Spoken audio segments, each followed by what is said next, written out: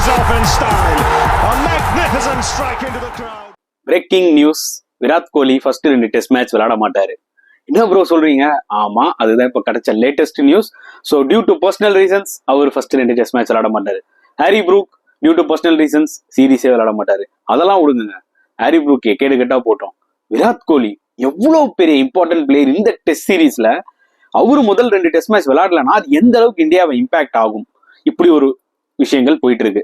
And Indian cricket fans கொந்தளிச்சு எறிகிறாங்க. என்னன்னு கேக்குறாங்கன்னா, சிம்பிளா ஐபிஎல்ல ஏன் இந்த மாதிரி நீங்க எந்த ஒரு பர்சனல் ரீசன் சொல்லி ஒரு பிரேக் எடுக்க மாட்டேங்கிறீங்க? அதுவே ஒரு important international matches, test matches இல்ல இம்பார்ட்டன்ட் சீரிஸ் வரும்போது தான் உங்களுக்கு இந்த பர்சனல் ரீசன்ஸ் வருமா? அது ஏன் ஐபிஎல்ல நீங்க எடுக்க மாட்டேங்கிறீங்க? ஸோ இதுதான் வந்து பயங்கரமா இப்போ வந்து பாத்தீங்கன்னா ட்விட்டர்லயா இருக்கட்டும், இன்ஸ்டாகிராம்லயா இருக்கட்டும், எல்லா இடத்துலயும் மக்கள் கொந்தளிச்சிட்டு இருக்காங்க கமெண்ட் செக்ஷன்ல.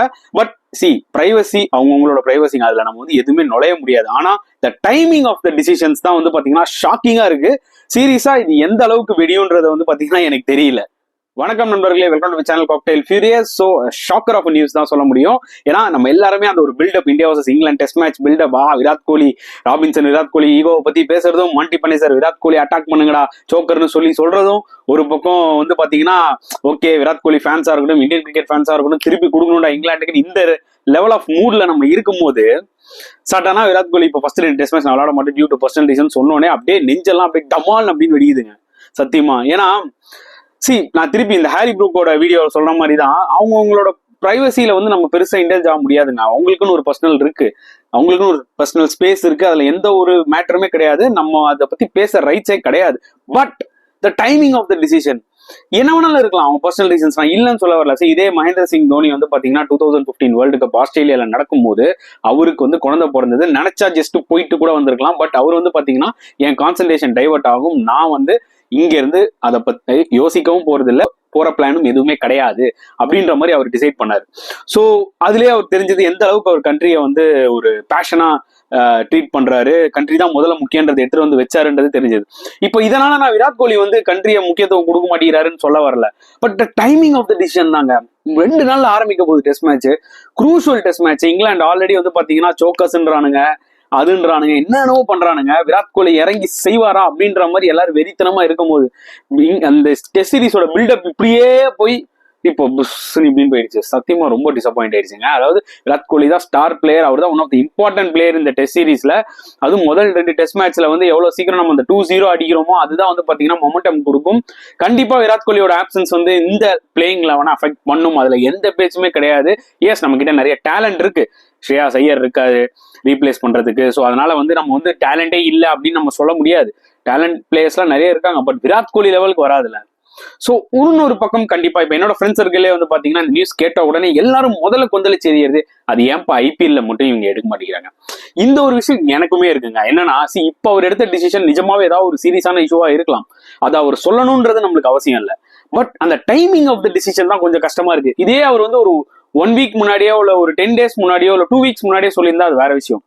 பட் ஒரு 2 நாள் டெஸ்ட் மேட்ச் ஸ்டார்ட் ஆக போகுதுன்ற போது வந்து சொல்றது வந்து பாத்தீங்கன்னா ரொம்ப ஷாக்கரா ஒரு டிசிஷனா இருக்கு. அண்ட் இதான் மக்கள் கேட்கறது, ஐபிஎல்ல ஏன் இந்த மாதிரி யாரும் எடுக்க மாட்டேங்கிறீங்க? ஸோ கண்ட்ரி விட ஐபிஎல் தான் முக்கியமா போயிடுச்சா? ஸோ உங்களுக்கு அந்த மணி வேல்யூ தான் ரொம்ப இம்பார்ட்டன்டா போயிடுச்சா அப்படின்ற மாதிரி தான் இருக்கு. பிரான்சைசி கிரிக்கெட் தான் ரொம்ப இம்பார்ட்டன்ட் ஆயிடுச்சா? இந்தியன் கிரிக்கெட் போயிடுச்சு. ஏன்னா ஆல்ரெடி மக்கள் வந்து கடுப்புல இருக்காங்க. ஏன்னா இந்த மாதிரி ஐசிசி ஈவெண்ட்ஸ் மிஸ் பண்றோம் அப்படின்னும் போது சரி அதையாவது மிஸ் பண்ணி தொலைச்சிட்டோம். அதுக்கப்புறம் மார்க்யூ சீரிஸ் அப்படின்னு நீங்க எடுத்துக்கிட்டீங்கன்னா நம்ம ஆஸ்திரேலியாவோட விளையாடுறதும், இங்கிலாண்டோட விளையாடுறதும், சவுத் ஆப்பிரிக்காவோட விளையாடுறதும், இதெல்லாம் தான் மார்க்யூ சீரிஸ். இப்போ இந்த இந்தியா ஆப்கானிஸ்தான் T20 விளையாடுனதுனால இன்னும் ஒரு 4 காசுக்கு பிரயோஜனம் இல்லை. சும்மா வந்து ஒரு என்ன சொல்ற T20 விளையாடி ரொம்ப நாள் ஆச்சுரா வந்து டச் விளாடலாம் அப்படின்ற மாதிரி தான் இருந்துச்சு. சரிங்களா? இம்பார்ட்டன்ட் டெஸ்ட் சீரீஸ்ல இந்த மாதிரி பிளேயர்ஸ் வந்து விலகும் போது வந்து பாத்தீங்கன்னா ரொம்பவே ஹார்ட் பிரேக்கிங்கா இருக்கு, அவ்வளவுதான் நான் சொல்ல முடியும். அண்ட் இந்த வீடியோ நான் வந்து பேசும்போதே வந்து பாத்தீங்கன்னா எனக்கு ரொம்ப மனசு கஷ்டமா இருக்கு. என்னங்கடா இம்பார்ட்டன்ட் டெஸ்ட் சீரீஸ்ல இப்படி பண்றீங்களே அப்படின்ற மாதிரி இருக்கு. ஸோ தெரியல, வெயிட் பண்ணி பார்க்கலாம் இந்தியாவுக்கு எந்த அளவுக்கு இது அஃபெக்ட் ஆக போகுது மென்டலி, பிசிக்கலி அப்படின்னு சொல்லி. மக்கள் ஆனா ஷுவரா ரொம்பவே டிசப்பாயிண்டடா இருக்காங்க. நான் இந்த வீடியோ போறதுக்கு முன்னாடி முதல்ல நான் அந்த இன்ஸ்டாகிராம் அண்ட் எல்லா ட்விட்டர் பக்கம்லாம் போயிட்டு இந்த ரியாக்ஷன்ஸ் தான் பார்த்தேன். வேற லெவல்ல இருந்துச்சு. அப்கோர்ஸ் அவரோட பிரைவசியை பத்தி நம்ம குறை சொல்லக்கூடாது, அவரோட பர்சனல் விஷயத்தை பத்தி குறை சொல்லக்கூடாது. எல்லாருமே காண்டாறது அந்த டைமிங் ஆஃப் த டிசிஷன் தான். அங்கதான் பெரிய ப்ராப்ளமாவே இப்போ வந்து முடியுது எல்லாமே. அண்ட் ஸோ என்ன சொல்றதுன்னு தெரியல. விராட் கோலி பார்த்துக்கோங்க, சீக்கிரமா அட்லீஸ்ட் 2 டெஸ்ட் முடிச்சுட்டு அடுத்த 3 டெஸ்டாவது வந்துருங்க. அதுலேயே நீங்க வித்ரா பண்ணிட்டீங்கன்னா அதுக்கப்புறம் கிரிக்கெட் பார்க்கறதுல ஒரு அர்த்தமே கிடையாது. அண்ட் ஃபேன்ஸ்ன்னு இருப்பாங்க, அண்ட் கண்ட்ரிக்காக பேஷனா பாக்குறவங்களும் இருப்பாங்க. ஸோ அவங்களையும் எல்லாருமே கன்சிடர் பண்ணணும். எது முக்கியமான சீரீஸ், எந்த சீரீஸ்ல நம்ம விலகலாம், எந்த சீரீஸ்ல நம்ம விலகக்கூடாது அப்படின்ற மாதிரி சில விஷயங்களும் இருக்கு. என்னதான் அவர் வந்து பர்சனல் ரீசன் சொல்லிட்டாலும் வந்து பாத்தீங்கன்னா இந்த விஷயத்த வந்து இவ்வளவு சீக்கிரம் என்னால அக்செப்ட் பண்ண முடியல, மக்கள்னாலேயே அதை அக்செப்ட் பண்ண முடியல. அது கிளியர் எவிடென்ட்டா தெரியுது. ஸோ 2 நாள் டெஸ்ட் மேட்ச் ஸ்டார்ட் ஆக போகுது. மேபி அவர் 10 நாள் முன்னாடி ஏதாவது ஒரு சொல்லியிருந்தா, மேபி இப்போ எமர்ஜென்சியோ என்ன வேணாலும் இருக்கலாம். அதை திருப்பி நான் ஒன்ஸ் அகேன் நான் சொல்றது என்னன்னு பாத்தீங்கன்னா, எல்லாமே அந்த டைமிங் தான். 2 நாள் டெஸ்ட் மேட்ச் ஆரம்பிக்கிறதுக்கு முன்னாடி அவர் சொன்னதுனால வந்து பாத்தீங்கன்னா இது பயங்கரமா ஸ்பார்க் ஆயிடுச்சு. ஸோ உங்களோட கருத்துக்களை தாராளமா கமெண்ட் செக்ஷன்ல போடுங்க. அண்ட் இந்த வீடியோ பிடிச்சிருந்தா லைக் பண்ணுங்க, ஷேர் பண்ணுங்க, முடிஞ்சா சப்ஸ்கிரைப் பண்ணுங்க. ஸோ நெக்ஸ்ட் வீடியோல பார்க்கலாம் ஃப்ரெண்ட்ஸ். Until then